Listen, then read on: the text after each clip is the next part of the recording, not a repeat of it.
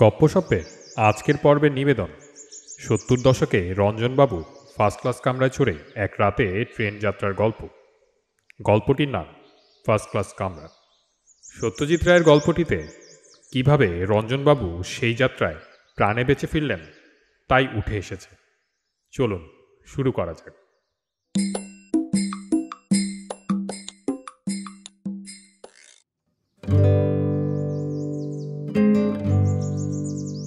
আগের আমলের first class কামরা, বাথরুম সমেত 4 বার্থ বা 6 বার্থ কম্পার্টমেন্ট আজকাল উঠেই গেছে। এটা যে সময়ের গল্প, অর্থাৎ 1970, তখনও মাঝে মাঝে এক আধটা এ ধরনের কামরা কি করে জানি ট্রেনের মধ্যে ঢুকে পড়ত। যাদের পুরনো ট্রেনে চড়ার অভিজ্ঞতা আছে সেই সব ভাগ্যবান যাত্রী এমন একটি কামরা পেলে মনে করত হাতে চাঁদ পেয়েছে। রঞ্জনবাবুও ঠিক তেমনই বোধ করলেন। প্রথমে তিনি নিজের চোখকে বিশ্বাস করতে পারেন। এই ধরনের কামরায় শেষ কবে তিনি চড়েছেন তা আর মনে নেই। পয়সাওয়ালা বাপের ছেলে, তাই ফার্স্ট ক্লাসে চড়ার অভ্যাস ছোটবেলা থেকেই। একক কামরা উঠে গিয়ে যখন 6 কামরা বিশিষ্ট করিডোর ট্রেন চালু হলো, তখন রঞ্জনবাবু বুঝলেন আরেকটা আরামের জিনিস দেশ থেকে উঠে গেল। গত কয়েক বছর থেকেই এই জিনিসটা লক্ষ্য করে আসছেন তিনি। বাপের ছিল মোটর গাড়ি, পিছনের সিটে চিট হয়ে পা ছড়িয়ে বসে কত বেরিয়েছেন সে গাড়িতে। তারপর এলো ফিয়েট অ্যাম্বাসেডরের যুগ, আরামের শেষ। ব্রিটিশ আমলে টেলিফোন তুললে মহিলা অপারেটর বলতেন নাম্বার প্লিজ, তারপর নাম্বার চাইলেই লাইন পাওয়া যেত নিমিষের মধ্যে। আর এখন ডায়াল করতে করতে তর্জনীর ডগায় কড়া পড়ে যায়। সমস্ত কলকাতা শহর থেকে যেন আরাম জিনিসটা ক্রমশ লোপ পেয়ে যাচ্ছে। ট্রামে বাসে তাকে চড়তে হয়নি কোনোদিন, কিন্তু মোটর গাড়িতেই বা কি সুখ আছে। ট্রাফিক জ্যামে ঠেলায় প্রাণ হাঁপিয়ে ওঠে। গাড্ডায় গাড়ি পড়লে শরীরের হাড়গোড় আলগা হয়ে আসে। রঞ্জনবাবুর মতে এইসব আসলে দেশ স্বাধীন হবার ফল। সাহেবদের আমলে এমন মোটেই ছিল না। কলকাতাকে তখন সত্যি একটা সভ্য দেশে সভ্য শহর বলে মনে হতো। রঞ্জনবাবু বছর 3 আগে 6 মাস কাটিয়ে এসেছেন লন্ডন শহরে। সাহেবরা বাঁচতে চান, সুনিয়ন্ত্রিত জীবনের মূল্য জানে, সিভিক সেন্স কাকে বলে তা জানে। ঘড়ির কাঁটার মতো লন্ডন টিউবের গতিবিধি দেখলে স্তম্ভিত হতে হয়। আর যেমন মাটির নিচে তেমন মাটির উপর। ওখানে তো জনসংখ্যা নেহাত কম নয়, কিন্তু কই, বাস স্টপে তো ধাক্কাধাক্কি নেই, গলাবাজি নেই, কন্ডাক্টরের হুঙ্কার আর বাসের গায়ে চাপড় মারা নেই। ওদের বাস তো একদিকে কাত হয়ে চলে না, যে মনে হয় এই বুঝি উল্টে পড়ল। বন্ধু মহলে রঞ্জনবাবুর উগ্র সাহেবপ্রীতি একটা প্রধান আলোচনার বিষয়, ঠাট্টারও বটে। আর সেই কারণেই হয়তো রঞ্জনবাবুর বন্ধু সংখ্যা ক্রমে কমে আসছে। শহরে যেখানে সাহেব প্রায় দেখা যায় না বললেই চলে, সেখানে অনবরত সাহেব আর সাহেবী আমলের গুণকীর্তন কটা লোক বরদাস্ত করতে পারে? পুলকেশ সরকার ছেলেবেলার বন্ধু, তাই তিনি এখনও টিকে আছেন। কিন্তু তিনিও সুযোগ পেলে বিদ্রূপ করতে ছাড়েন না। বলেন, তোমার এ দেশে জন্মানো ভুল হয়েছে। তোমার জাতীয় সঙ্গীত হলো গড সেভ দ্য কুইন, জনগণ মন নয়। এই স্বাধীন নেটিভ দেশে তুমি আর বেশি দিন টিকে থাকতে পারবে না। রঞ্জনবাবু উত্তর দিতে ছাড়েন না। যাদের যেটা গুণ সেটা অ্যাডমায়ার না করাটা অত্যন্ত সংকীর্ণ মনের পরিচায়ক। বাঙালিরা কলকাতা নিয়ে বড়াই করে। আরে বাবা, কলকাতা শহরের যেটা আসল বিউটি সেই ময়দানও তো সাহেবদেরই তৈরি। শহরের যা কিছু ভালো সে তো তারাই করে দিয়ে গেছে। শ্যামবাজার, বাগবাজার, ভবানীপুরকে তো তুমি সুন্দর বলতে পারো না। তবে এটাও ঠিক যে ভালোগুলো আর ভালো থাকবে না বেশি দিন, আর তার জন্য দায়ী হবে এ নেটিভ বাঙালিরাই। মধ্যপ্রদেশের রায়পুর শহরে 2 বন্ধুতে গিয়েছিল ছুটি কাটাতে। রঞ্জন কুণ্ডু একটা সাহেবী নামওয়ালা সদাগরি অফিসে উচ্চপদস্থ কর্মচারী। পুলকেশ সরকার একটি বড় বিজ্ঞাপন প্রতিষ্ঠানের ম্যানেজার। এবার পুজো ঈদ মিলিয়ে দুজনেরই 10 দিনের ছুটি পড়ে গেল। রায়পুরে দুজনের কমন ফ্রেন্ড মোহিত বোসের সঙ্গে 1 সপ্তাহ কাটিয়ে গাড়িতে করে বস্তারের অরণ্য অঞ্চল ঘুরে দেখে দুজনের একসঙ্গে কলকাতা ফেরার কথা ছিল। পুলকেশবাবু একবার বলেছিলেন ভিলাইতে তার এক খুড়তুতো ভাইয়ের সঙ্গে 2 দিন কাটিয়ে ফিরবেন, কিন্তু রঞ্জনবাবু রাজি হলেন না। বললেন, এসেছি একসঙ্গে, ফিরবো একসঙ্গে, একা ট্রাভেল করতে ভালো লাগে না ভাই। শেষ পর্যন্ত স্টেশনে গিয়েও পুলকেশবাবুকে থেকেই যেতে হলো। ভিলাই রায়পুর থেকে মাত্র মাইল 10। পুলকেশবাবু আসতে পারবেন না জেনে খুড়তুতো ভাই সশরীরে এসে হাজির হলেন দাদাকে বগল দাবা করে নিয়ে যাবার জন্য। ভিলায়ের বাঙালিরা বিসর্জন নাটক মঞ্চস্থ করবে পুজোয়। পুলকেশবাবুর থিয়েটারের নেশা। ভাইয়ের অনুরোধ তিনি যদি গিয়ে নির্দেশনার ব্যাপারে একটু সাহায্য করেন। পুলকেশবাবু আর না করতে পারলেন না। রঞ্জনবাবু হয়তো খুবই মুষড়ে পড়তেন, কিন্তু পুরনো ফার্স্ট ক্লাস কামরাটি দেখে তিনি এতই বিস্মিত ও পুলকিত হলেন যে বন্ধুর অভাবটা তার আর অত তীব্রভাবে অনুভব হলো না। আশ্চর্য এই যে সেকালের হলেও কামরার অবস্থা দিব্যি ছিমছাম। সবকটি আলোরই বাল্ব জ্বলছে, পাখাগুলো চলে, সিটের চামড়া কোথাও ছেঁড়া নেই, বাথরুমটিও পরিপাটি। আরও বড় কথা হচ্ছে 4 বার্থ কামরায় রঞ্জনকুণ্ড আর পুলকেশ সরকার ছাড়া আপাতত আর কোনো যাত্রী নেই। পুলকেশবাবু খোঁজ নিয়ে জানালেন, তুমি রাউরকেলা পর্যন্ত একা যেতে পারবে। সেখানে একটি যাত্রী উঠবেন, তারপর আর কেউ নেই। 2টো আপার বার্থ সারা পথে খালি থাকবে। রঞ্জনবাবু বললেন, তোমাকে এই পুরনো কামরার আরামের কথা অনেকবার বলেছি। আফসোস এই যে এতে ট্রাভেল করার সুযোগ পেয়েও নিতে পারলে না। বন্ধু হেসে বললেন, হয়তো দেখবে কেলনারের লোক এসে তোমার ডিনারের অর্ডার নিয়ে গেল। ওটা বলে আমার মন খারাপ করে দিও না। ট্রেনে খাবারের কথা ভাবলে এখন কান্না আসে। আমাদের ছেলেবেলায় কেলনারের লাঞ্চ আর ডিনারের জন্য আমরা মুখিয়ে থাকতাম। রঞ্জনবাবু অবশ্যই বন্ধুর বাড়ি থেকে লুচি তরকারি নিয়ে এসেছেন টিফিন ক্যারিয়ারে ভরে। রেলের থালিতে তার আদৌ রুচি নেই। যথাসময়ে বোম্বে মেল ছেড়ে দিল। কলকাতায় দেখা হবে ভাই। তোমার জার্নি আরামদায়ক হবে তাতে সন্দেহ নেই। গাড়ি ছাড়ার পরে রঞ্জনবাবু মিনিটখানিক শুধু কামরার মধ্যে পায়চারি করলেন। এ সুখ বহুকাল তিনি পাননি। আজকালকার কামরায় ট্রেন ছাড়লে সিটে বসে পড়া ছাড়া আর গতি নেই। বাইরে করিডোর আছে, কিন্তু তা এতই সংকীর্ণ সেখানে হাঁটা চলে না। এক স্টেশন এলে প্ল্যাটফর্মে নেমে পায়চারি করা যায়, তাছাড়া সারা রাস্তা অনর অবস্থা। কিছুক্ষণ হাঁটার পর কোন সিটটা দখল করবেন এই নিয়ে একটু চিন্তা করে শেষে রায়পুরের প্ল্যাটফর্মের দিকে সিটটায় বসে সুটকেস থেকে একটা বালিশ ও একটা ডিটেকটিভ বই বার করে শুয়ে পড়লেন রঞ্জনবাবু। এখন বিকেল 5:30। অন্ধকার হয়ে যাবে একটুক্ষণের মধ্যেই। তবে বই পড়া বন্ধ করার প্রয়োজন নেই, কারণ মাথার পেছনে রিডিং লাইট আছে এবং সেটা জ্বলে। 9টায় রায়গড় পেরোনোর পর থেকে একটা ঘুমের আমেজ অনুভব করলেন রঞ্জনবাবু। বিলাসপুরে লোক এসেছিল ডিনারের অর্ডার নিতে। রঞ্জনবাবু স্বভাবতই তাকে না করে দিয়েছিলেন। এবারে টিফিন ক্যারিয়ার খুলে খাওয়াটা সেরে নীল লাইট ছাড়া আর সবকটা লাইট নিভিয়ে দিয়ে রঞ্জনবাবু বেঞ্চিতে গা এলিয়ে দিলেন। দেওয়া মাত্র মনে হলো রাউরকেলায় যাত্রী ঢুকবে ঘরে। আজকাল করিডোর ট্রেনে ফার্স্ট ক্লাসে কোনো যাত্রী উঠলে কন্ডাক্টর গাড়ি তার ব্যবস্থা করে দেয়। এই পুরনো গাড়িতে তাকে উঠে দরজা খুলতে হবে। তাহলে কি দরজা লক করবেন না? যদি ঘুম না ভাঙে ক্ষতি কি লক না করলে? যিনি আসবেন তিনি না হয় লক লাগিয়ে নেবেন। আর এমন কিছু মাঝরাত্রির তো নয় যখন রাউরকেলা আসে। বোধ হয় 10:30 নাগাদ। চিন্তার কোনো কারণ নেই। বেদম বেগে ছুটে চলেছে বোম্বাই মেল। কামরার দোলানিতে কারুর কারুর ভালো ঘুম হয় না, কিন্তু রঞ্জনবাবুর হয়।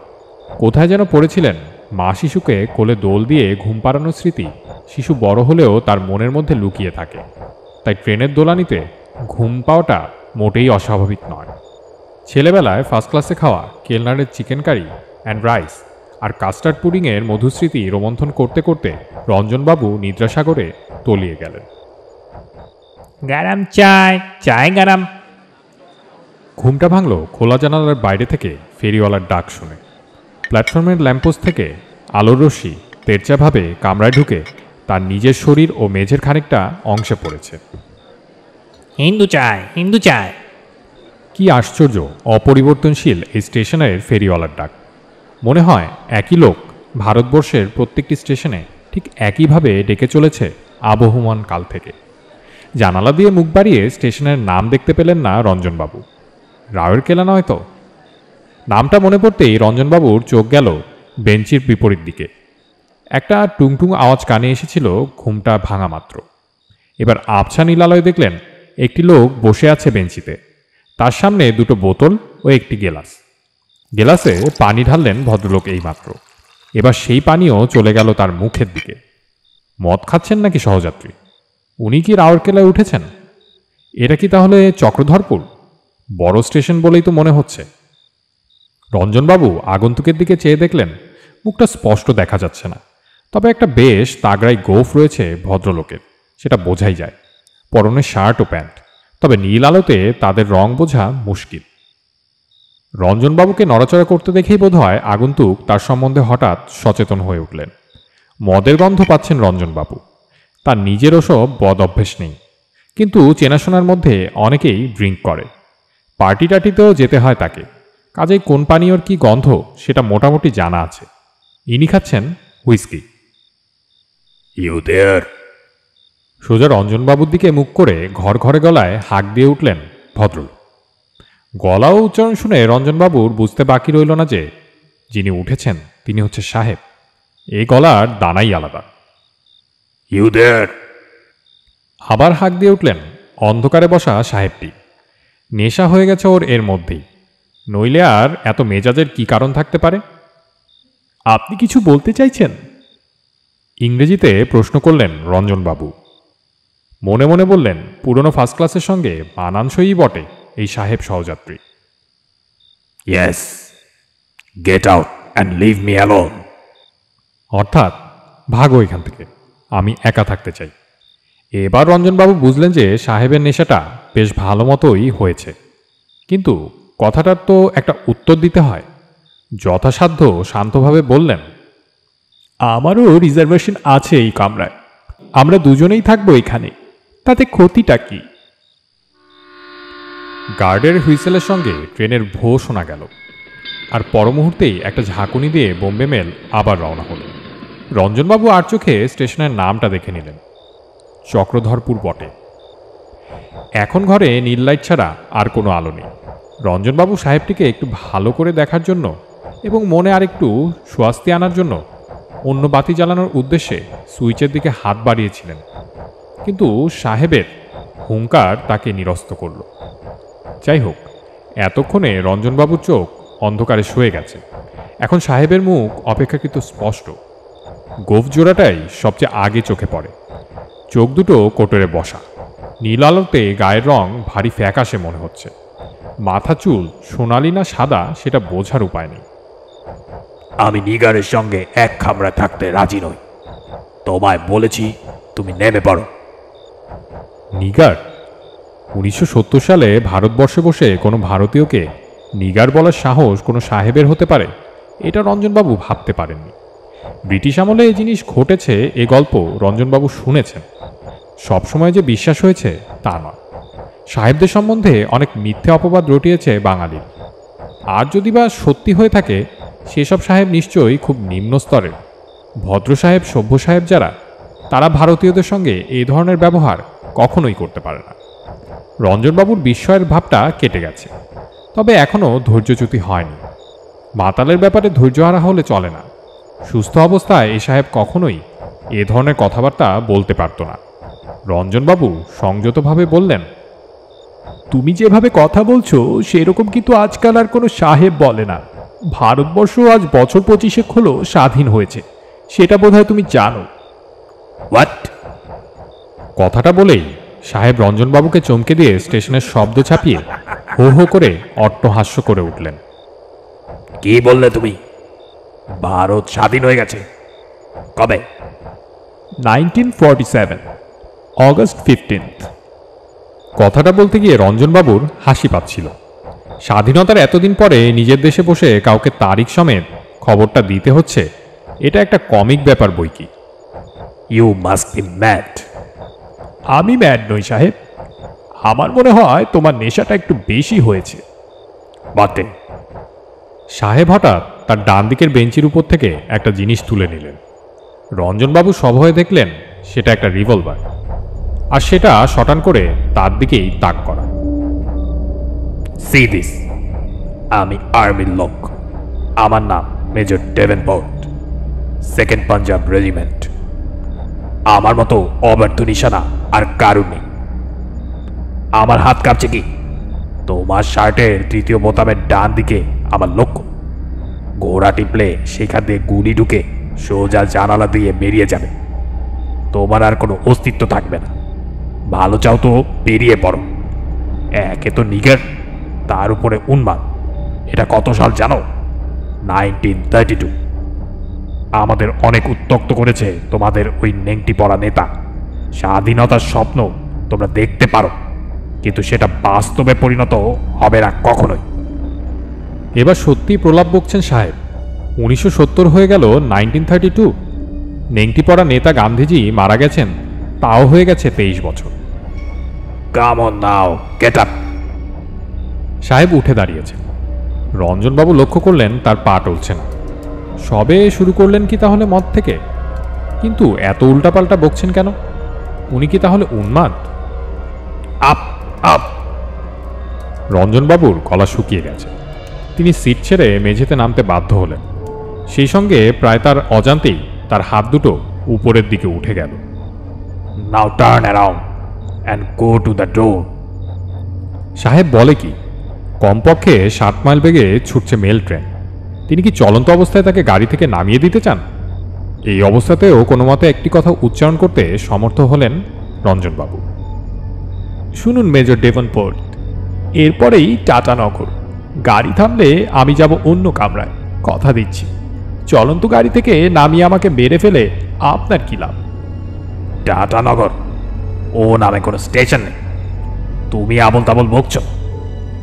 রঞ্জনবাবু বুঝলেন যে এটা 1932 সাল।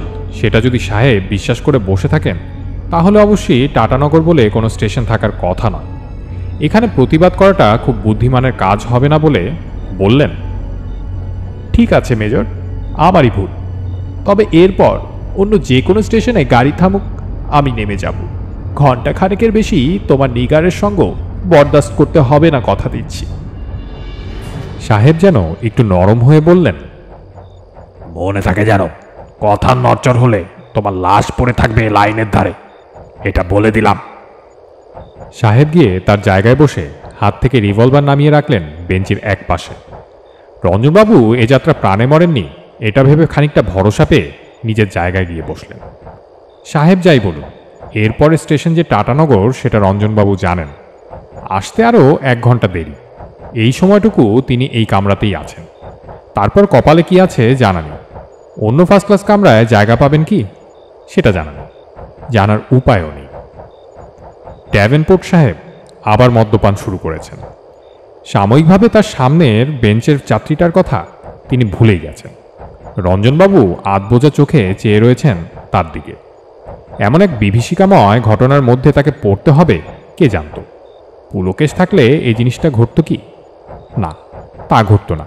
তবে এর চেয়েও সাংঘাতিক কিছু ঘটতে পারত। পুলকেশ রকচটা মানুষ, তাছাড়া শারীরিক শক্তি রাখে যথেষ্ট। তার দেশাত্মবোধ প্রবল। কোনো সাদা চামড়ার কাছ থেকে অপমান হজম করার লোক সে নয়। হয়তো ধা করে একটা ঘুষি লাগিয়ে দিত। কলেজে ফার্স্ট ইয়ারে পড়ার সময় এক গোড়াকে ঘুষি মেরে নাক ফাটিয়ে দেবার গল্প সে এখনও করে। ট্রেন চলছে রাতের অন্ধকার ভেদ করে। মিনিট 10 পরে রঞ্জনবাবু অনুভব করলেন যে এই বিপদের মধ্যেও গাড়ির দোলানিতে তার মাঝে একটা তন্দ্রার ভাব আসছে। এই অবস্থাতেই একটা নতুন চিন্তা তাকে হঠাৎ সম্পূর্ণ সজাগ করে দিল। সাহেবের কোনো মালপত্র নেই। ব্যাপারটা অদ্ভুত নয় কি? একটা সামান্য হাত বাক্স কি থাকবে না? শুধু মদ, সোডার বোতল, গেলাস আর রিভলভারটা নিয়ে কেউ ট্রেনে ওঠে? আর 1932 সাল, নেংটি পড়া নেতা, টাটানগর নেই, এসবেরই বা মানে কি? মানে কি তাহলে একটাই, যে সাহেব আসলে জ্যান্ত সাহেব নন, তিনি ভূত? মেজর ডেভেনপোর্টের নামটা কি চেনা চেনা লাগছে? হঠাৎ ধা করে রঞ্জনবাবুর একটা কথা মনে পড়ে গেল।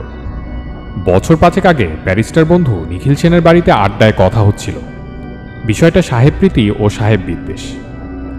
কে বলেছিল ঠিক মনে নেই, কিন্তু বোম্বে মেলেই একবার এক বাঙালিকে ফার্স্ট ক্লাস কামরা থেকে নামিয়ে দেবার চেষ্টা করেছিল এক গোড়া সৈনিক। নামটা মেজর ডেভেনপোর্টই বটে। কাগজে বেরিয়েছিল খবরটা, সালটা জানা নেই। তবে 32 হওয়া আশ্চর্য নয়। সাহেবের হিসেবে একটা ভুল হয়েছিল। সেই বাঙালি ছিলেন অসীম সাহস ও দৈহিক শক্তির অধিকারী।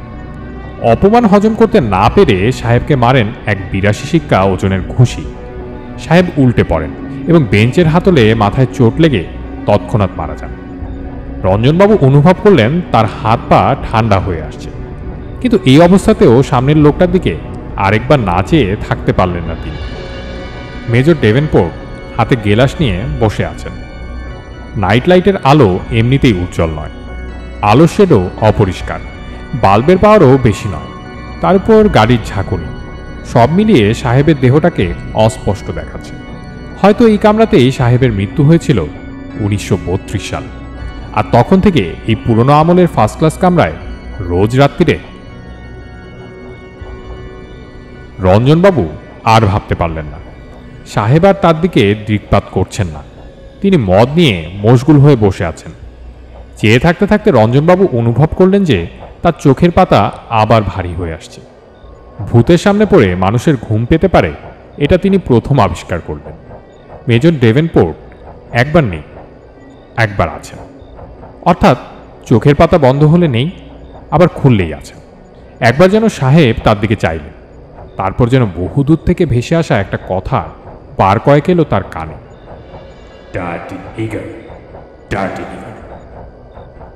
তারপর রঞ্জনবাবুর আর কিছু মনে নেই। রঞ্জনবাবুর যখন ঘুম ভাঙল, তখন জানালার বাইরে ভোরের আলো, সামনের বেঞ্চে কেউ নেই। রাত্রের বিভীষিকার কথা ভেবে তিনি একবার শিউরে উঠলেন, কিন্তু পরক্ষণেই ফাড়া কেটে গেছে বুঝতে পেরে হাঁপ ছাড়লেন। এই গল্প কাউকে বলা যাবে না। প্রথমত, কেউ বিশ্বাস করবে না। দ্বিতীয়ত, তিনি যে সাহেব ভূতের হাতে লাঞ্ছনা ভোগ করেছেন, এটা জাহির করে বলার ঘটনা নয়। ডার্টি নিগার কথাটা তার হাতে লেগেছিল বিশেষভাবে, কারণ তার নিজের রং রীতিমতো ফর্সা, অনেক রোদে পোড়া সাহেবের চেয়ে বেশি ফর্সা। এই রঙের জন্য লন্ডনে অনেকে তাকে ভারতীয় বলে বিশ্বাস করেনি, আর তাকেই কিনা বলে ডার্টি নিগার। সংকল্প অনুযায়ী তার ট্রেনের অভিজ্ঞতা রঞ্জনবাবু কাউকেই বলেননি। তবে তার মধ্যে উগ্র সাহেবপ্রীতির ভাবটা যে অনেকটা কমেছে, সেটা তার কাছের লোকেরা অনেকেই লক্ষ্য করেছিল। ঘটনার 10 বছর পরে একদিন সন্ধ্যায় তার নিজের বাড়িতে বন্ধু পুলকেশের সঙ্গে বসে কফি খেতে খেতে রঞ্জনবাবু ব্যাপারটা উল্লেখ না করে পারলেন না। 70-তে রায়পুর থেকে ফেরার সময় সে দিনটার কথা মনে পড়ে। বিলক্ষণ। তোমাকে বলি বলি করেও বলিনি, এক সাহেব ভূতের পাল্লায় পড়ে কি নাজেহাল হয়েছিলাম জানো না। মেজর ডেভেনপোর্টের ভূত কি? রঞ্জনবাবুর চোখ ছানা বড়া হয়ে গেল। সে কি, তুমি জানবে কি করে? পুলকেশবাবু তার ডান হাতটা বন্ধুর দিকে বাড়িয়ে দিলেন। Meet the ghost of major Davenport. রঞ্জনবাবুর মাথা ঝিমঝিম করছে। তুমি একদিন বলে ফেললে তো সমস্ত ব্যাপারটাই ব্যর্থ হতো ভাই। আমার উদ্দেশ্য ছিল তোমার মধ্যে থেকে সাহেব প্রীতির ভূতটা তাড়ানো। ঘটনাটা যদি তুমি বিশ্বাস না করো, তাহলে কাজটা হবে কি করে? আমি নিগার বলছি, আর সাহেব নিগার বলছে, দুটোর মধ্যে তফাৎ নেই। কিন্তু কিভাবে? Very easy. তোমার কামরাটা দেখে ফন্দিটা আমার মাথায় আসে। গাড়ি ছাড়ার পরে তোমার পাশের ফার্স্ট ক্লাস বগিটাতে উঠে পড়ি। আমার ফার্স্ট এড বক্স থেকে তুলে নিয়ে গোফটা করেছিলাম। তাছাড়া নো মেকআপ। আমারই কামরায় একটি গুজরাটি বাচ্চার হাতে দেখলাম একটা খেলনা রিভলভার। এক রাতের জন্য ধার চাইতে খুব খুশি হয়েই দিয়ে দিল। তার বাপের সঙ্গে হুইস্কি ছিল, সেটাও চেয়ে নিলাম। অবশ্যই কেন নিচ্ছি সেটাও বলতে হলো। আমি নিজে খেয়েছি শুধু জল, হুইস্কির বোতলটা খোলা রেখেছিলাম যাতে তুমি গন্ধ পাও, ব্যাস। বাকি কাজটা করেছিল তোমার কামরার নীল আলো আর তোমার কল্পনা। আশা করি কিছু মনে করনি ভাই। রঞ্জনবাবু বন্ধুর হাতটা দুহাতে চেপে ধরলেন বটে, কিন্তু মুখে কিছু বলতে পারলেন না। তার বিস্ময় ভাবটা কাটতে লাগবে আরও 10 বছর।